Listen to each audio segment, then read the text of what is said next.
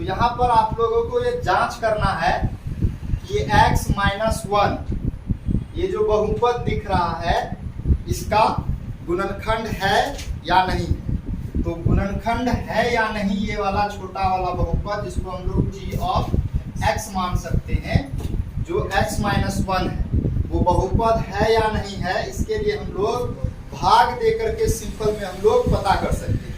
तो हम लोग आइए भाग देते हैं। जैसे दिया हुआ x माइनस 1 से भागा देना है इसे, तो इस बड़े वाले बहुपद को p ऑफ x को 2 root 2 x square, x square यहाँ भी x स्क्वायर है, x सर यहाँ पे x क्यूब, यहाँ पे x क्यूब है, देखिए x क्यूब है सर, क्यूब है ना, यस सर, ये x क्यूब है स्क्वायर और ये और लास्ट में डायरेक्ट केवल वही है ना। ठीक। चलिए ये देखिए, तो ये आपका x क्यूब है 5 root 2 x square minus 7 root 2। तो हम लोग क्या बोले थे इसमें कि हम लोग हमेशा एक टर्म को काटेंगे। काटने के लिए यहाँ पे x क्यूब है, यहाँ पे x है, तो हम लोग क्या करेंगे, x स्क्वायर अगर लेंगे तो x स्क्वायर को x से गुना करेंगे तो x क्यूब तो आ जाएगा।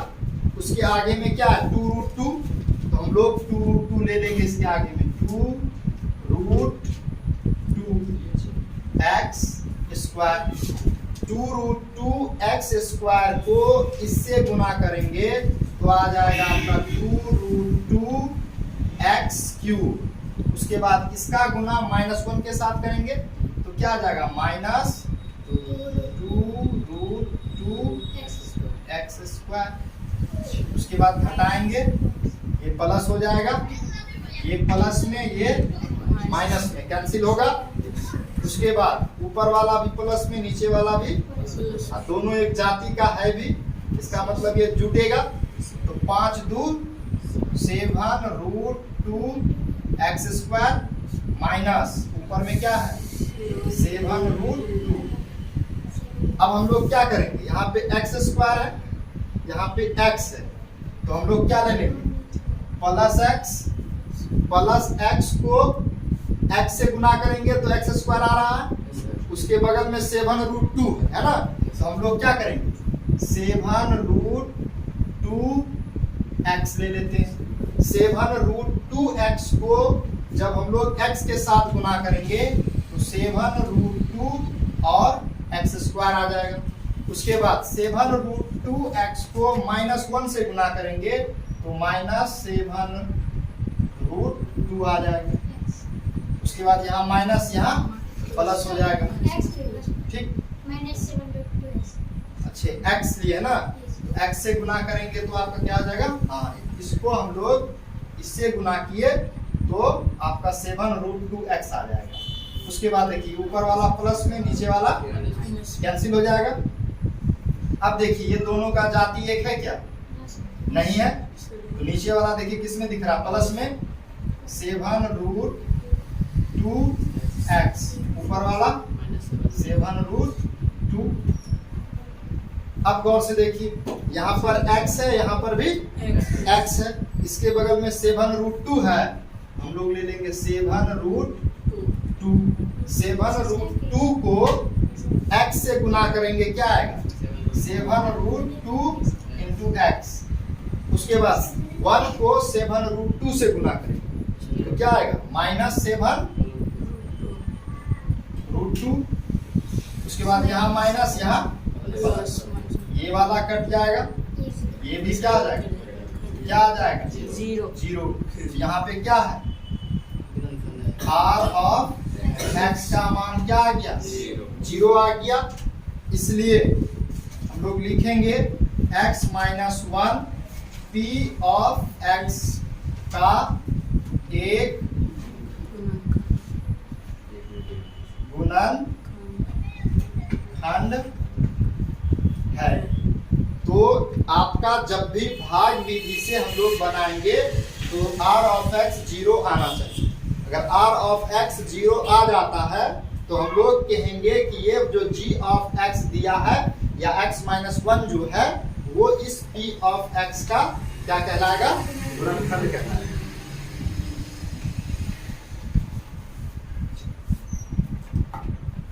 देखिए 12 नंबर के सवाल में लिखा है गुणनखंड प्रमेय का इस्तेमाल करके बताएं कि दिया गया बहुपद जो है आपका x-1 इस बड़े वाले बहुपद का गुणनखंड है या नहीं।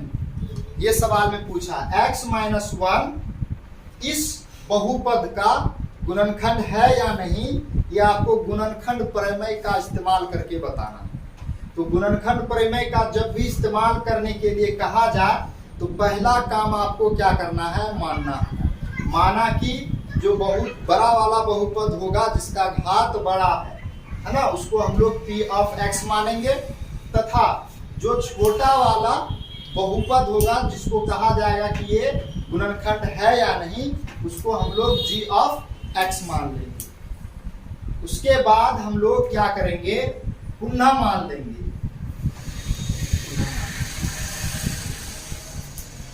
पुनः माना कि g ऑफ x बराबर 0। g ऑफ x को हम लोग दोबारा क्या मान लेंगे, 0। अब जैसे ही 0 मानेंगे तो g ऑफ x का मान कितना है, x माइनस 1 बराबर 0, या x बराबर, ये माइनस में इधर क्या बन जाएगा, प्लस में। x का मान कितना निकल गया, 1 निकल गया। अब आपको क्या करना है, इसी x के मान को पुट करना है p ऑफ x में। तो हम लोग लिखेंगे, इसलिए p ऑफ 1 बराबर, क्यों डायरेक्ट लिख रहे हैं, क्योंकि p ऑफ x ऊपर में हम लोग लिखे हुए हैं, जो बहुपद दिया है उसको हम लोग p ऑफ x मान लिए। तो या नहीं तो हम लोग लिख भी लेंगे एक स्टेप में, चूंकि p ऑफ x बराबर x cube plus x square minus 2x plus 1, therefore p of 1 बराबर, ये 1 कहाँ से आ रहा है, तो हम लोग निकाले x इज इक्वल टू 1 है, यह इस बहुपद का शून्यंक। ये जो बहुपद दिया x माइनस 1 उसका शून्यंक क्या है, 1 है। इसी को हम लोग इसमें पुट करेंगे। तो x का मान यहाँ 1 रखे, तो जहां जहां x दिख रहा हो वहां वहां हम लोग x रखेंगे। ये देखिए x है, x की जगह 1 का क्यूब करेंगे, प्लस यहाँ पे भी x है, लिखेंगे 1 इसका स्क्वायर माइनस 2 इंटू, ये 2 इंटू x है, x की जगह पर 1 प्लस 1 बराबर 1 का क्यूब 1 प्लस 1 का स्क्वायर 1 माइनस 2 गुना 1, 2 प्लस 1। अब देखिए ये 1 प्लस 1 प्लस 1 कितना होगा, 3 माइनस 2 बराबर कितना आ गया, 1। तो हम लोग लिखेंगे p ऑफ 1 बराबर कितना आ गया है, 1 आ गया। तो हम लोग गुणनखंड कब कहेंगे x माइनस 1 को, हम लोग नीचे में लिखेंगे, यहाँ p ऑफ 1 बराबर नहीं है 0, यानी कि p ऑफ 1 जो निकाले वो कितना निकला, 1। अगर p ऑफ 1 0 निकलता तो हम लोग कहते कि यह x माइनस 1 दिए गए बहुपद का गुणनखंड है। तो यहाँ पर p ऑफ 1 का मान निकला है 1, इसीलिए लिख रहे हैं यहाँ p ऑफ 1 बराबर नहीं है 0, देयरफॉर इसलिए x minus 1 p of x का गुणनखंड नहीं है। तो इस तरीके से हम लोग गुणनखंड प्रमेय का इस्तेमाल करके हम लोग जांच करेंगे कि ये g of x p of x का गुणनखंड है या नहीं। कोई दिक्कत है, कहीं पर भी कोई डाउट है?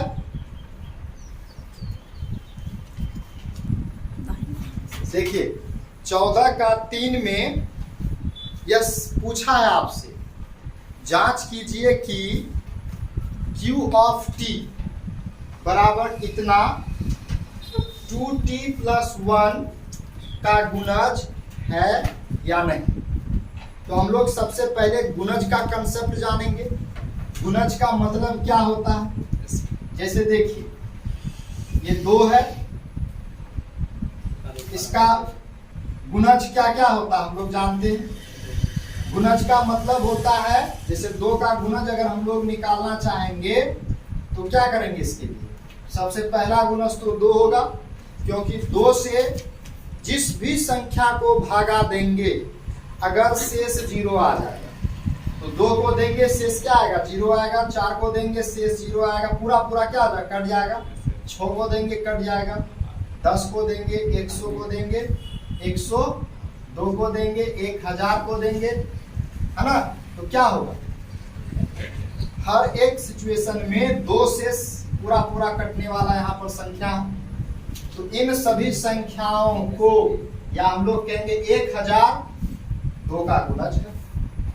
तो यहां पर भी आपसे पूछा है कि बताइए ये जो है इसका गुणज है कि नहीं।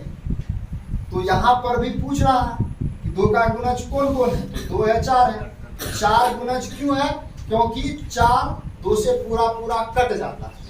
पूरा पूरा कट जाने का मतलब है कि शेष क्या आता है 0 आता है, कुछ भी बचता नहीं। तो यहाँ पर भी हम लोग जांच करने के लिए क्या करेंगे, हम लोग t का मान निकालेंगे। अगर इस t के मान को हम लोग इसमें पुट करेंगे तो अगर q ऑफ t का मान 0 आ जाए, q ऑफ t का मान 0 आ जाएगा तो हम लोग कहेंगे कि यह वाला q of t 2t plus 1 का गुणज है। इससे पहले वाले सवाल में हम लोग क्या कर रहे थे, इसी प्रकार का g ऑफ x दिया हुआ रहता था। हम लोग लिखते थे कि g ऑफ x जो है इसका गुणनखंड है, इसका जैसे देखिए हम लोग जैसे अब 4 लेंगे, 4 का गुणनखंड कौन होगा 2 होगा, 1 होगा और खुद 4 भी होगा। देखिए 4 का गुणनखंड 4 भी हो रहा, 2 भी हो रहा है ना। तो गुणनखंड हमेशा जो होता है संख्या के बराबर होता है या उससे छोटा होता है, लेकिन गुणज जो होता है संख्या से बहुत बड़ा होता है और संख्या के बराबर भी होता है।